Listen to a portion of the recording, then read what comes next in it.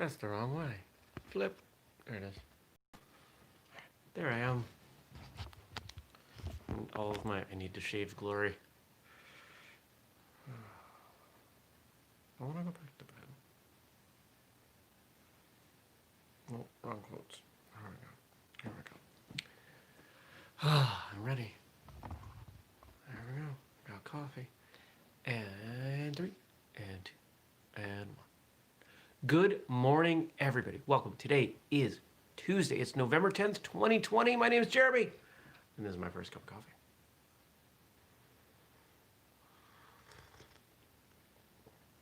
Oh, that came out really good this morning. It's just a good, I think it's just a good roast. It's still the Starbucks Sumatran. It's really good. First thing, remind you, tonight is Whistlekick live on Facebook, 8 p.m. 8 p.m. U.S. Eastern Time. We're kicking it up a notch. We upgraded the software. We just keep doing a little bit more each time. Maybe eventually we'll have a great show. Right now, I think we have a good show, but Gabe and I are working to make it a great show. Shout out to Gabe and all the effort he puts in on the back end. Really, really enjoy working with him and thankful that I have him to work with, as well as everybody else. You know, one of the things that's crazy about Whistlekick is the sheer number of people who've come forward to say, you know what, I like what Whistlekick is doing. I'm willing to contribute my time. Whether that's Frank here with First Cup or Andrew and Stacy on the Whistlekick Martial Arts Radio Behind the Scenes group. It is a long list of people, and it blows my mind. Every morning I try to spend a few minutes feeling grateful for what I have. And that's one of the things that remains at the top of the list, you know, in the top handful of things that I'm incredibly grateful for, are the people who just want to help out, see the mission, see what we're working on, see that we're trying to connect and grow martial arts and martial artists, and they want to be part of it. And that means the world to me. So, come on by. Check out Whistlekick Live tonight. Check out yesterday's episode of Martial Arts Radio. When I'm done here, I'm going to work on a book. There's a lot of content going on. Because here's a secret. Whistlekick's actually a content company that monetizes by selling things. We're not a product company. We're a content company. Well, that's good. I think, I gotta see. I think that I fleshed out the story arc of the first book enough that I can start writing. I think there's enough conflict and growth in the story, because there has to be both. There has to be conflict, there has to be growth of the characters. There isn't. There's not much of a story.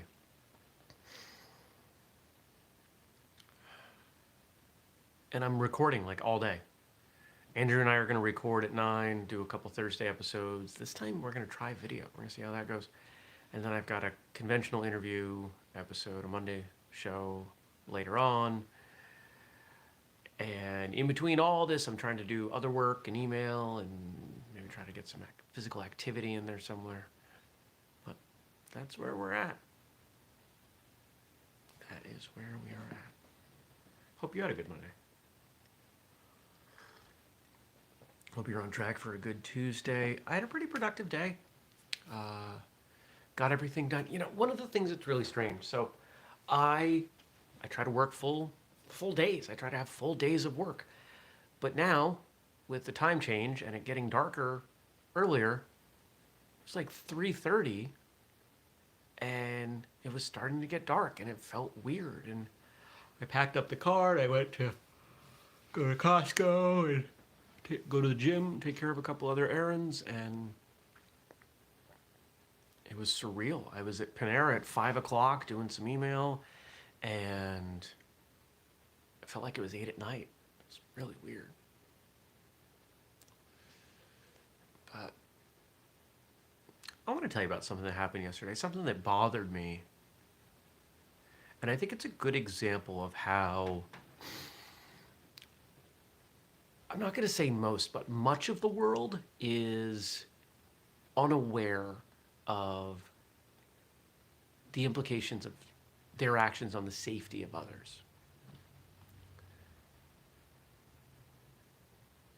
I mentioned, I think it was might have even been yesterday, talking about, yeah, I think it was, being in a restaurant and wanting my face to the door so I could see who's coming in and look for potential problems. And that's something that a lot of martial artists do. It's something that not only do a lot of non-martial artists not do, but many of the non-martial artists I socialize with think it's silly. They think it's not even worth the time. And in that case, I'll tell them, okay, if it doesn't matter, then just let me have the seat, and then we're both happy.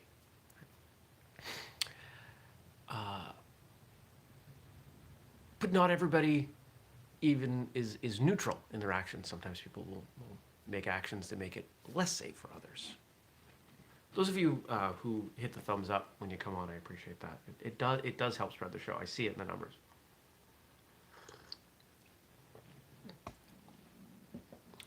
And so I was headed out yesterday, and as many of you know, if you saw the thumbnail photo for today, I live in the woods. That's a picture of my backyard.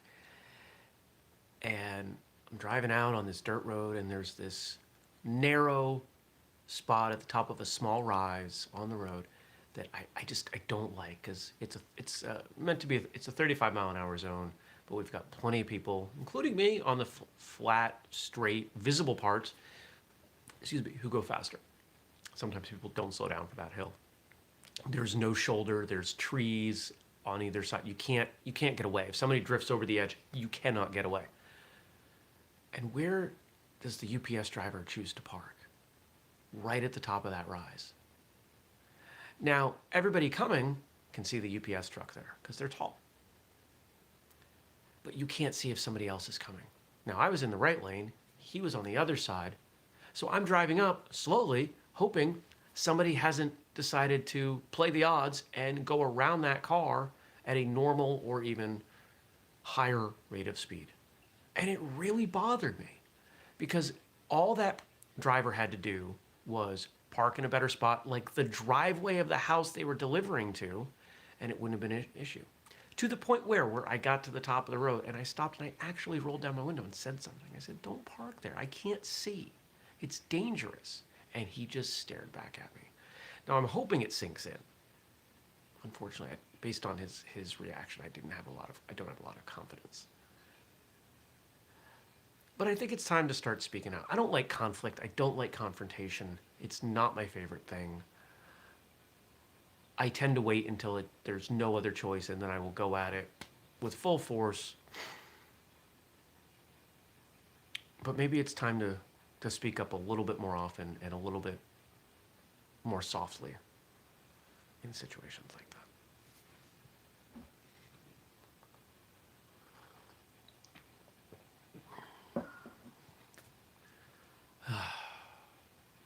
What else? What else happened yesterday? That was it. It was not a terribly exciting day. I definitely have to trim all of this because it's itchy. I'm going to do that after this show. And then have some breakfast. And then record with Andrew. And then do some work. And then record another episode. And then do some more work. And then hopefully get some exercise. And then come back for Whistlekick Live. It's supposed to be 75 degrees today. Tomorrow is the last day of the bizarrely warm stretch. But it's going to rain. It's supposed to be 71. 75 is nuts for November. Or almost mid-November. Here in Vermont. Oh. Got some quotes here that Frank dropped in. Thank you to Frank. And remember, if anybody wants me to read stuff, if you want me to respond to stuff, you can ask me anything. You know, we get into this routine with the quotes, and I love doing it, and good conversation starters. Once in a while, we get somebody who chimes in with a question, you know, having this challenge at my martial arts school, or, you know, I don't pretend to be the oracle. I don't have all of the answers, but I have a perspective, and I tend to be a pretty thoughtful person. Yeah, I don't have earrings in. How long has that been going on? Friday. I tend to be a pretty thoughtful person, and I've been training a while, So I may not give you the greatest advice, but it's at least going to be something worth thinking about. You can also ask me questions about me. Although most of you know, there's not a lot to know. I'm a pretty straightforward person. I don't hide a lot behind the edges. There's cat hair on my tablet. On this day in 1868, Gichin Funakoshi, the founder of karate, as some call him, certainly the founder of Shotokan, was born.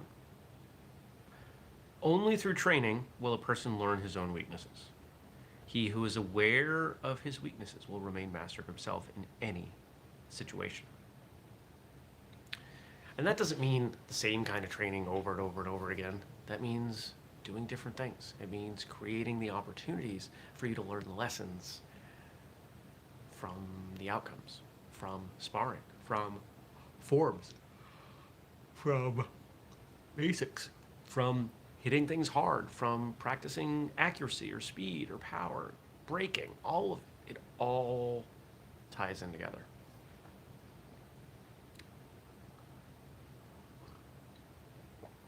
A diverse or versatile martial artist is a better martial artist. I feel pretty confident saying that.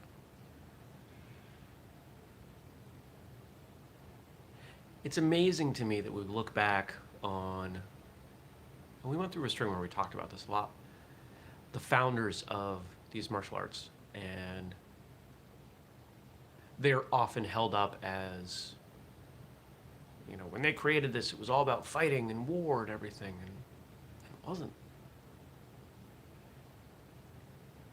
You look at, I mean, we'll see what the quotes say here today, and you know, I didn't pick these, and Frank doesn't generally shy away from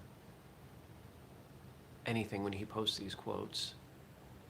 But what do we see? We see that martial arts was about personal development.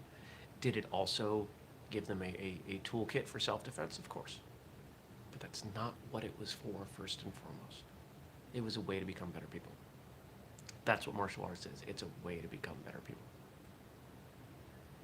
And the more we message that it's only for fighting or only for self-defense or primarily even, the less likely most of the world wants to be involved in it, because they don't even care about keeping their back to the door. Why are they going to care about burning years of their lives to become more physically adept in a confrontation? It's marketing. It's not, but it is. The decisions of what martial arts in the modern era was not marketing, but the way we present them or fail to present them absolutely is. What you have been taught by listening to others' words, you will forget very quickly. What you have learned with your whole body, you will remember for the rest of your life. Well,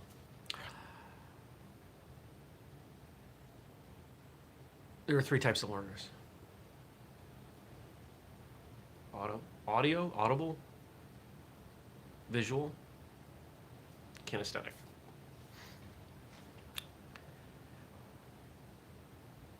You could also smell and taste, but I think in the context of martial arts, you probably don't want to.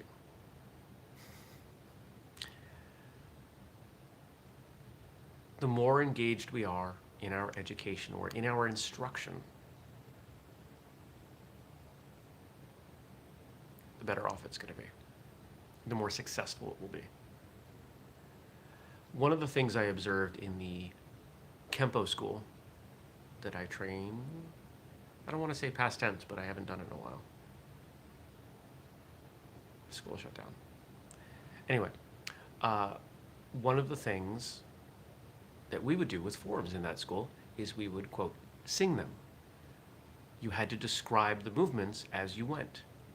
And while it didn't work well for me, because I've got decades of learning forms without that, and I found it distracting, I observed that for most people, especially the younger children, they learned it much faster. Doing the movements, describing the movements. They're hearing themselves say the movements. They're listening to other people when they lead the form describe the movements. It was pretty interesting. And that's why when I watch someone teach something and they demonstrate it and then they turn people loose,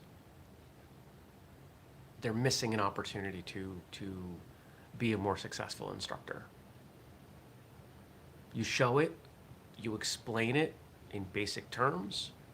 If you can't, you've got too much there and you got to start smaller. You have everybody do it in a controlled way.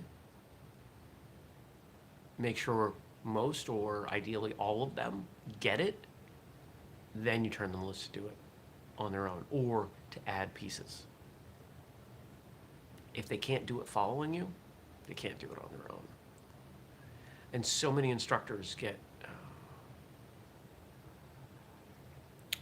they underestimate the complexity of things that they've been doing for 50 years.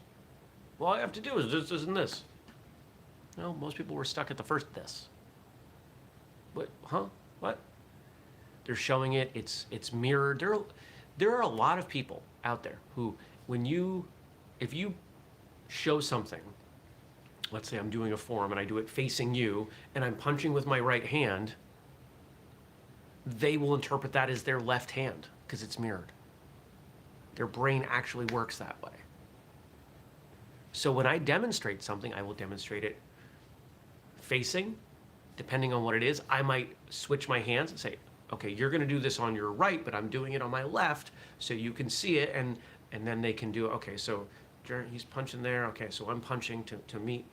And then I will turn around and say, okay, and now I'm punching with my right hand and I'm doing this, right? So we combine all of these different strategies to help people learn.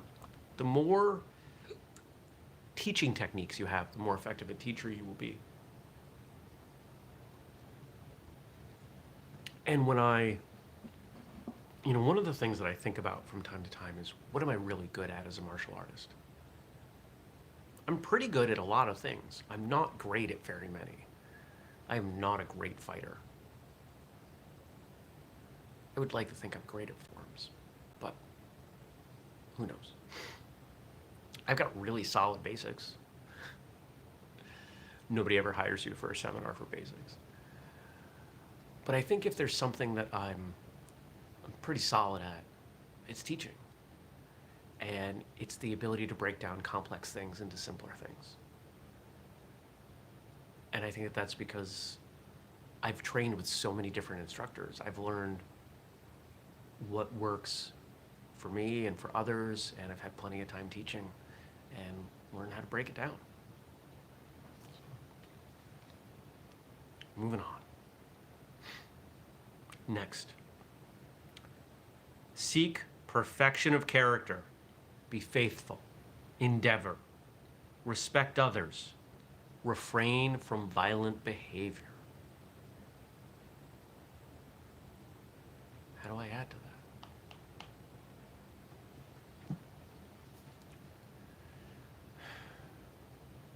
Everybody needs a code. What do you stand for? What is your integrity? Where are the lines that you do not cross?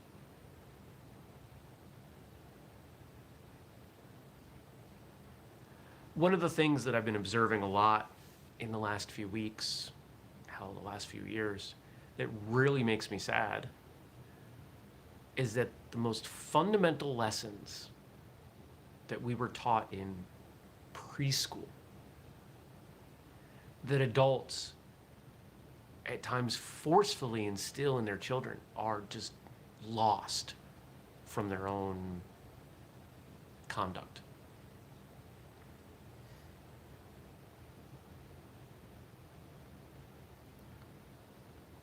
People that I used to think very highly of, people that I considered friends,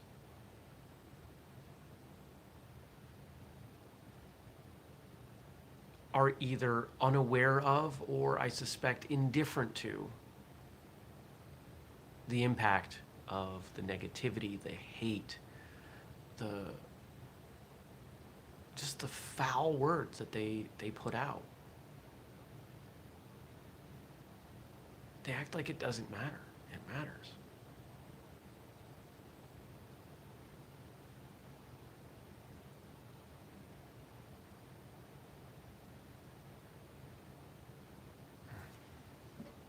The world has to be in balance. It just does. Physics. I can explain this better with a chalkboard or a whiteboard, but I'm not going to do that.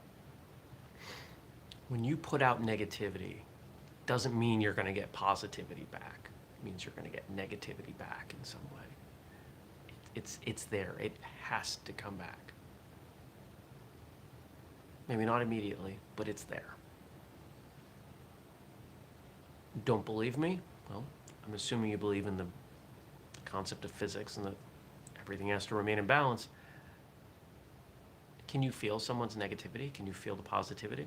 Can you feel that energy? Yes. We all can. We've all stepped into a room and without even noticing the person's face or their posture, we can feel that they're just seething.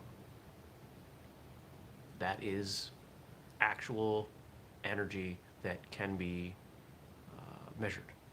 It's there. It is there.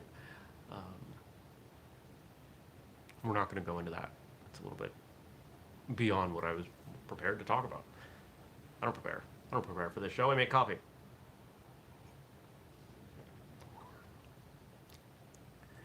So if you are someone wondering why the world is such a rough spot right now, and then you're putting out hate, filth, anger, you're part of the problem.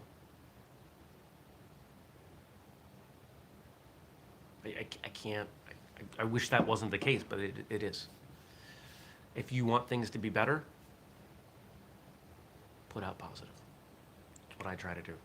I try to stay positive on everything, and it is exhausting at times, but it's better than being consumed by negative emotion.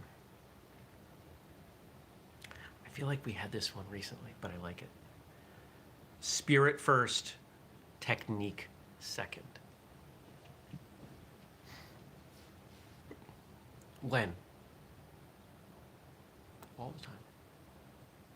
Basics. And I would say this isn't when you're learning. This isn't how you approach new information. If you learn a new form, focus on the technique first. But as you get the technique down, you reach a point where the technique becomes, let's say, instilled. It's old hat. You know it.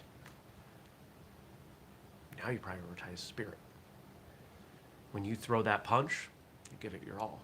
Doesn't matter whether you're doing one of them or 50 of them. Whatever you have, you give it.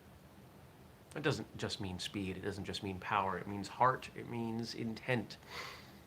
It means visualizing what you're doing. It means embodying the martial artist you want to be from toes to head. I was going to say hair. There's a little bit there. It'll be less later.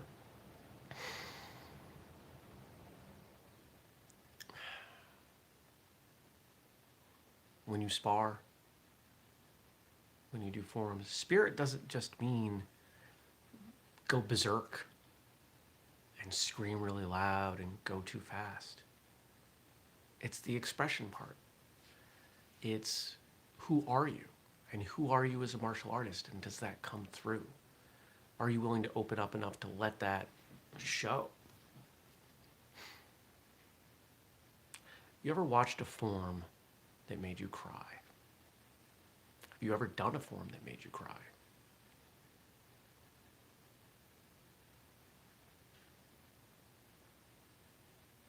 I can say yes to both.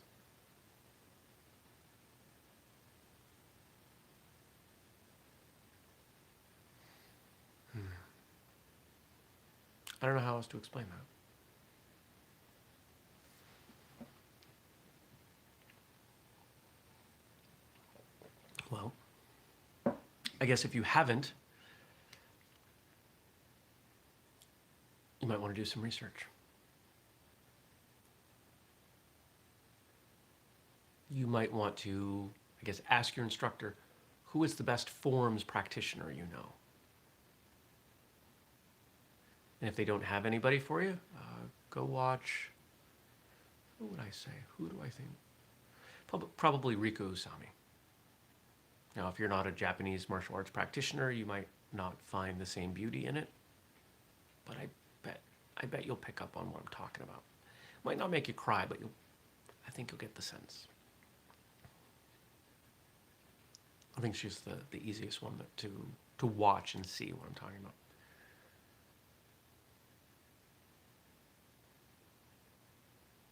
And then once you've seen it, you might have a better idea of how to express it yourself. That's why I say forms are the pinnacle of martial arts. That's why forms are not more important, but a better gauge of progress and skill than basics or fighting. That's a good time to end. All right. 1, Whistlekick Live tonight, 8 p.m. U.S. Eastern Time. Today's November 10th if you're watching this later. 2, make sure you subscribe. You hit the thumbs up here on YouTube. We're going to start doing a little bit more video. We're trying. We're trying. It's hard. Video adds a lot of complexity. 3, if you want to support us, we've got a Patreon, patreon.com/whistlekick. And we've also got stuff you can buy at whistlekick.com. We've got a code, FIRSTCUT15, save you 15%. If you're up for buying the sweatpants, we've got that sweatpants pre-order going. That closes Thursday, so get going. Is it Thursday? Maybe it's next week. I gotta double check. I think it might be next Thursday. 10. Today's the 10th. 11, 12, 13, 14. No, it closes Sunday. Sorry. I believe it's the 15th. Well, you'll find the sweatpants on the website, and they're still open today. So go buy those because they're super comfy. I'm gonna display them live tonight. And that's it. I will see you back here tomorrow. Hopefully you'll drop some questions or some comments, something for me to respond to. Thanks to Frank for all of his work behind the scenes and making sure I always have something to talk about. And thank you to you for watching. I appreciate your time. I'll see you tomorrow. Take care, everybody. Peace.